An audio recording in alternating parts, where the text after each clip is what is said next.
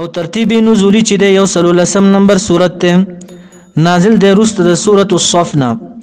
بسم الله الرحمن الرحیم. يسبح تسبيح ولله خاص الله لرماغ مخلوق في السماوات چې پاسمانونو کې د من الملائکه ملائک شو وما في الارض هغه مخلوق چې پزمکه کې دا ټول الله تبارک وتعالى ته تسبیح او یا تسبیح لسانی شو یا مراد تنمون شو مونږ کوي الله ته دا سي الله الملك چې بادشاہ دی القدوس چې پاک ذات ته العزيز چې زور اور ذات ته الحکیم خاوند حکمت ته هو الذي دا الله تبارک وتعالى غزاد ته بعث چې د لګلې فی الامیین په امیینو کې یعنی عربو کې غیر اهل کتاب امیین وتذکر لکیږي رسولا منهم درینا نبی اکرم صلی الله علیه وسلم هم امی دا امی د نبی اکرم صلی الله علیه وسلم صفاتو دیم امیین دی رسول الله صلی الله علیه وسلم هم امی دی نو د قران کریم تلاوت ورته شروع کو قران ورته لوستلو نو ټول تنا عاجز شو دا ځکه چې دیم امیین او رسول صلی الله علیه وسلم هم امی دی دا یو لوی دلیل په صداقت د رسول الله صلی الله علیه وسلم باندې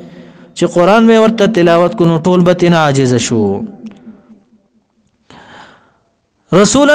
منهم چې من انفسهم چې د نفسونو د دین او قریشو یتلو چلول علیهم پدیبان آیاته آیاتونه د قران کریم ويزکیهم او تزکیه د نفسونو د کیا صفاکیه د شرک نه دی لرا دریانه د منافقت نه بل ويعلمهم الكتاب خودنه کې دی لرا د کتاب د قران کریم والحکمت او د حکمت نه مراد علم د حلال او د حرام وان كانوا اگر كودي من قبل محمد وقران مخکې د محمد صلی الله علیه وسلم او د قران لفي ضلال خامخودي په گمراهۍ کې مبین ښکارا د بوتانو عبادت به کولو نو ربي النبي اکرم صلی الله علیه وسلم په واسطه باندې ډیرو خلکو ته هدایت ملاو شو. واخرین دارنګ خودنه کوي رسول الله صلی الله علیه وسلم واخرین سنور خلقتا یعنی عجم وتا منهم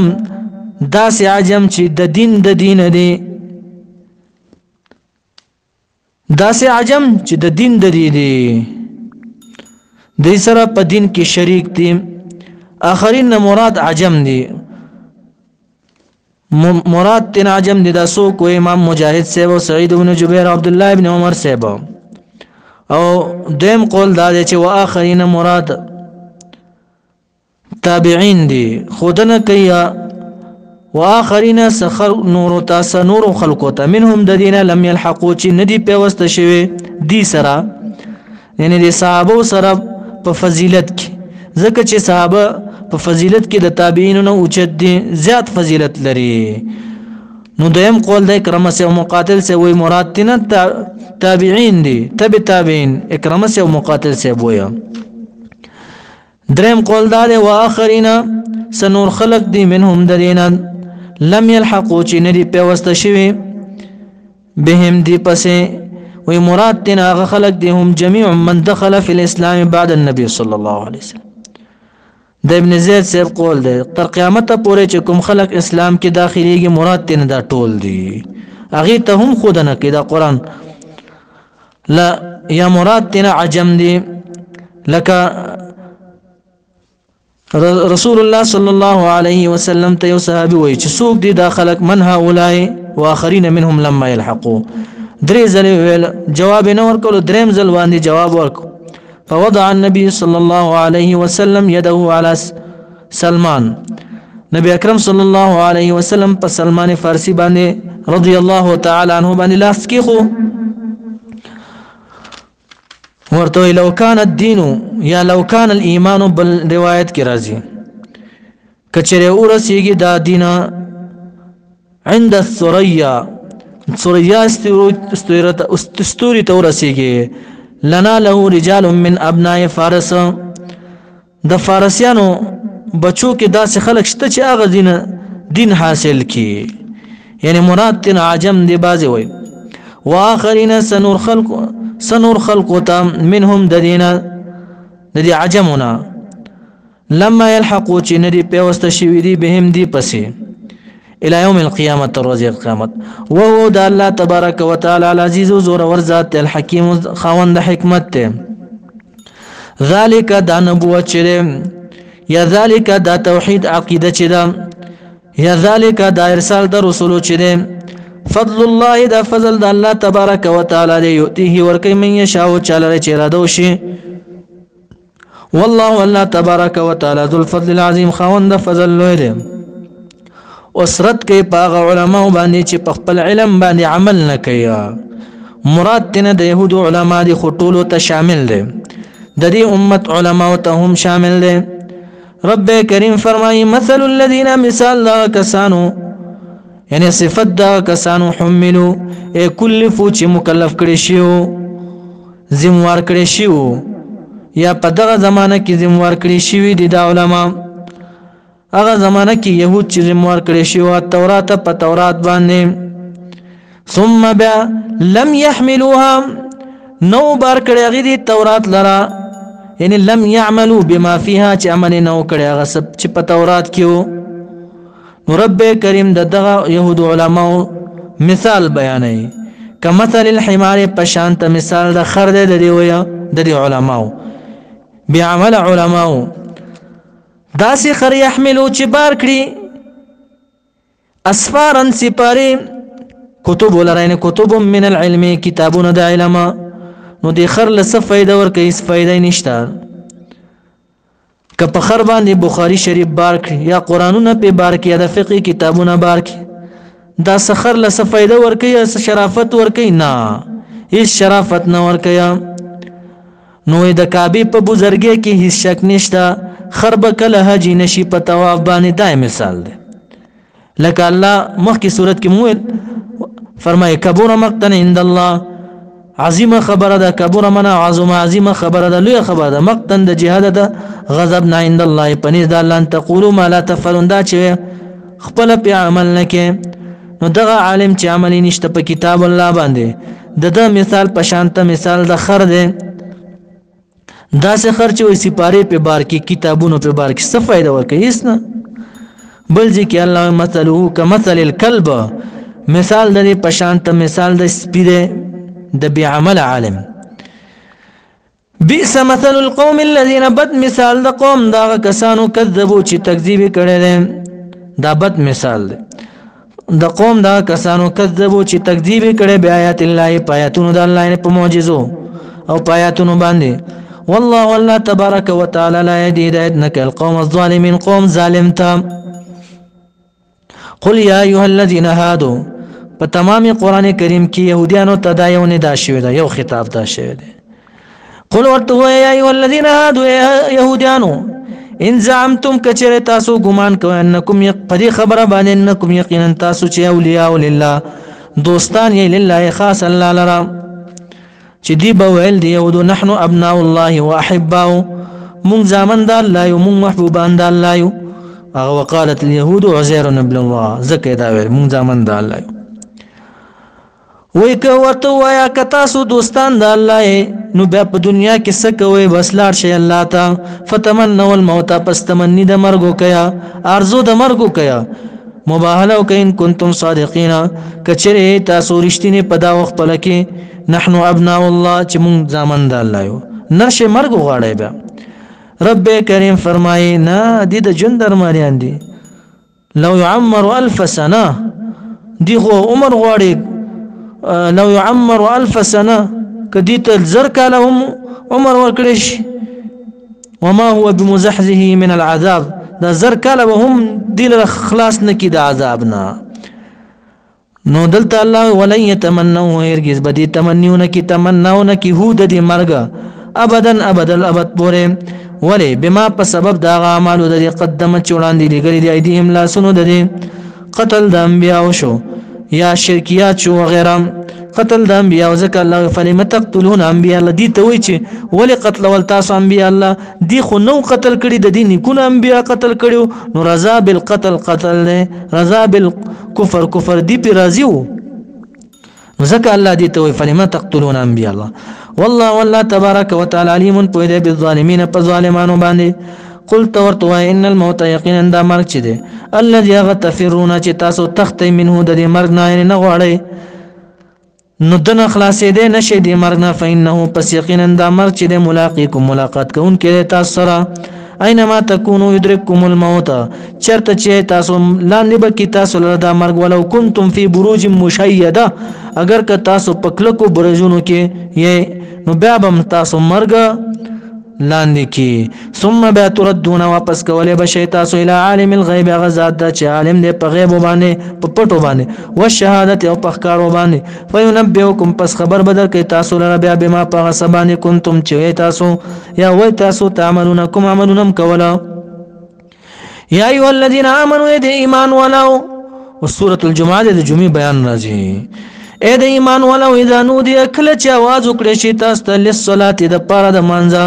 می یوم الجمعه فی یوم الجمعه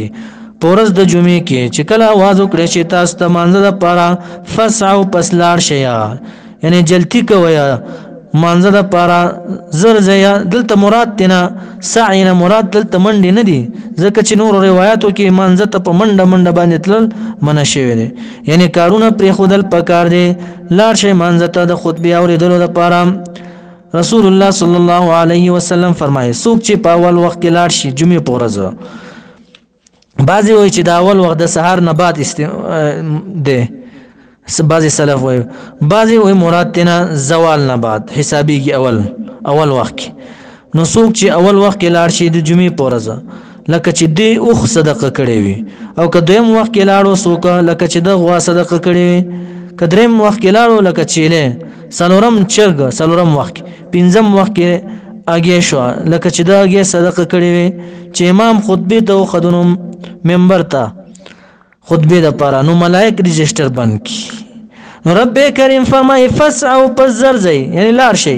الی ذکر الله د پاره د ذکر د لین خطبه د اوریدلو د خطبه اوریدلو ته لار شي سعید بن المسیب مراد تن تقریر د امام ده چې تقریر اوریدلو لار شي وذروا منا وتركوا پریک د البيع بيع لرا اخستلو خرڅول پرې دی بس زئی زر زي الله وي نو کوم خلک چې اذان وشي او بيع او شراء کیا اغستلو خرڅول کې اختوي نو دا په حرامو کې واقع دي دا حرام کیا د قران کریم د نص خلاف کیا دا خطبه اوریدل چې دا واجب دی لکه بعض علما لا دا وایي چې دا دو خطبه اصل کې د جمعې وسلر رکعات دي دا دو خطبه چې د دو رکعاتو دي زینسی دا دو رکعاتو په بدل کې دي نو دا خطبه اوریدل واجب دي نو بعض مفسرین وایي چې اغستلو خرڅول حرام دي د دویم اذان نه بعد بعض وایي چې عند خروج الامام کله چې امام راوځي ضحاک سے وای د زوال نه بعد بس نور حرام دي اغستلو خرڅول نو رب کریم فرمای وذروا البيع وتركوا پریک د تاسو بیا اغستلو خرڅول ذالکم دا کار تاسو یعنی خطبه تتلل چې او دا کاروبار پر خودله کاروبار بندول خیر لكم غره تاسو لره ان کنتم کچره تاسو تعلمون پویږي په ګټه باندې فاذا قضيت هر کله چې تاسو الله وي ادا کړي فاذا قضيت الصلاه پس هر کله چې ادا کړي شي مونږ لره یعنی فرغ من الصلاه فارغ شي تاسو منځنه فانتشروا پس خور شي تاسو فل ارض پزماکه کې نور به تاسو ته اجازه ته وابتغوا طلبوا من فضل الله فضل مراد دلته رزق ته فضل په معنا د رزق د الله به تجارت باندې البته تجارت نه منع شو بیا دا امر چې د اباحت د پاره د مباح دي خو ذکر د الله بنه نه هره واذكر الله یادوي الله لرا كثيرا لرزق الله رجال الله تلهيهم تجارة ولا بيع خلق دي چې ډېر مقربين خلق دي نه مشغوله کوي دي لره تجارت او اغستلو خرڅ عن ذکر الله ذکر د الله نه دل تراغ فانتشروا امر دا امر د اباحت د پر نه د وجوب د پر لکه ابن عباس و ان شئت فخرج ک استا اراده وین وز جمعات نه مونږ دیو کو و ان شئت فقعد ک اراده وی ک غواړي کینا و ان شئت فصلي للاست ک اراده دی بس مونږ کو تر ما جګر پوره وابتغوا طلب کوي من فضل الله رزق. او سعید ابن جبیر صاحب سویا وابتغوا طلب العلم وابتغوا من فضل الله، یعنی طلب د علم طلب کوي. واذكروا الله یادو الله لرا كثيرا ډیر لعلكم تفلحون، اذا پارا چې تاسو کامیاب شئ. واذا راوا تجارة دایت کله نازل شو شام ته سخلق تلیو تجارت د پارا، کله چې قافله ورسیده پخوا به چې قافله را ورسیده ډولکی به وهله، هغه لکه نن سبا په دې کلو کې چې ډولکی وهي هغه پښمنۍ کې د پاسولو د پاره هغه سي ډولکی به وهله. نبی اکرم صلی الله علیه وسلم خطبه ته ولاړو چې کله دی आवाज واوریدل ټول وته صرف 12 صحابه کرام پاتې شو مسجد نبوي کې، نور ټول تنه لاړل. یا غربت ډیرو عشر د پاره نبی اکرم صلی الله علیه وسلم یمامي ته یا ریاض ته خلق راغلیو چې غیر اغل आवाज شو چې راغله نو ټول وتل 12 صحابه کرام پاتې شو. دا عمل د الله تبارک وتعالى خوښ نشو. آیت نازل شو وایدا راو کله چې وګوري دي تجارت لرا ولا هو لهویات تماشات